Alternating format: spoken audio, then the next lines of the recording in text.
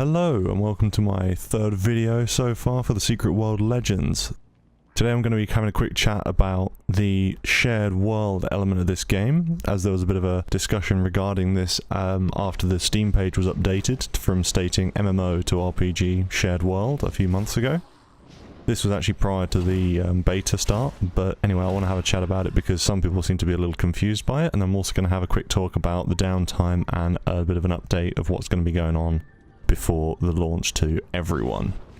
Shared World RPG is the tag that was changed on Steam and is one of the sort of buzzwords that Funcom have been using when they're promoting the Secret World Legends. You may be wondering what the difference between sort of a shared world RPG and an MMO RPG, massively multiplayer online role-playing game, versus shared world role-playing game. I mean, it sounds pretty similar.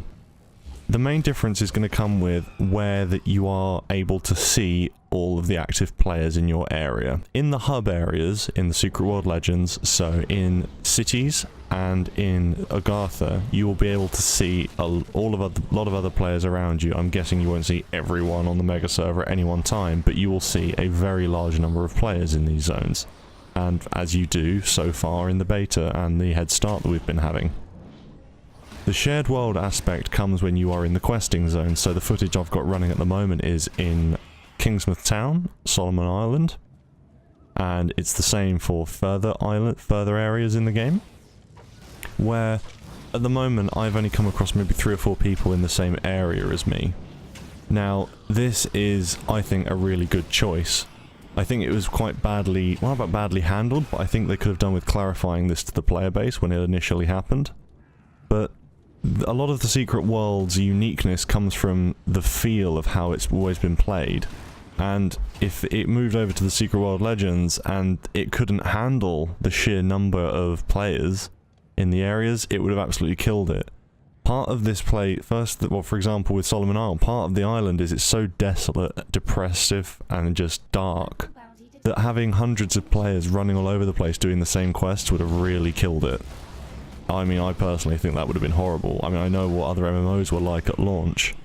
They're an absolute cluster, something or other, of people just all trying to do the same quests, and it really kills the feel of the game. However, I feel that shared world's a good call in this case.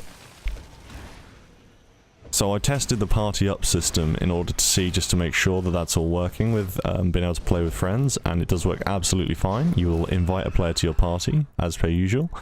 And in your friends list, so that's Shift F, it allows you to right click on the player name and you can click meet up. This gives both players the chance to play together, so it'll teleport one player to the nearest Anima well.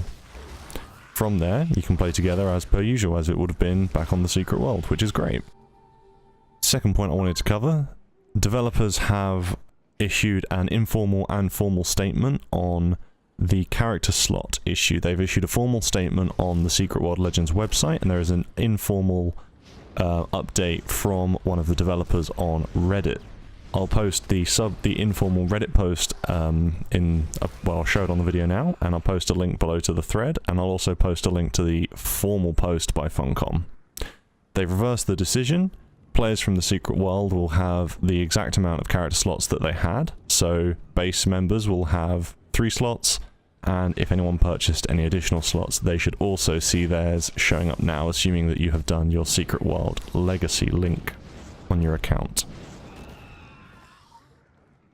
Next big thing that's sort of happening today, in sort of like a bit of a precursor to the full launch of the game tomorrow, because at current it is obviously still open to Secret World players and beta testers. Tomorrow we're getting the full free-to-play release for everyone. Today the servers went down at 1 PM GMT, and I believe it's 4 o'clock Eastern.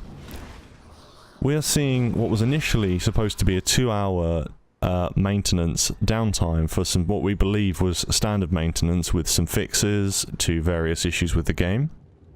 However, this has been extended by an additional 3 hours, so we're looking at a 5-hour total downtime. Initially, as we expected, you know, a few fixes prior to the launch of the game, fine, that's a good thing. I understand that it was inconvenient for a lot of players, as it's a weekend and it's a Sunday and people are really getting stuck into the game, but it needs to be done. However, the real disappointing part comes from the extended downtime. There's not been any official statements on this other than mention from the community manager on Reddit stating that they are aware of the issue that I'm about to discuss. So part of the way the currency system works in Secret World Legends is we're looking at Aurum, which are the new premium paid for with real money currency in the game. This is replacing what used to be called Funcom points. And it is then translatable to an in-game currency called Marks of Favor. The exchange rate of these has been left up to the player base to decide, which was Funcom's decision. So you buy Aurum and you can exchange it with other players in-game for marks. There is no set exchange rate, there is no taxing, so it is a straight trade, whereas games like Guild Wars, for example, where you can trade gems to gold, they have a slight taxing on the transfer.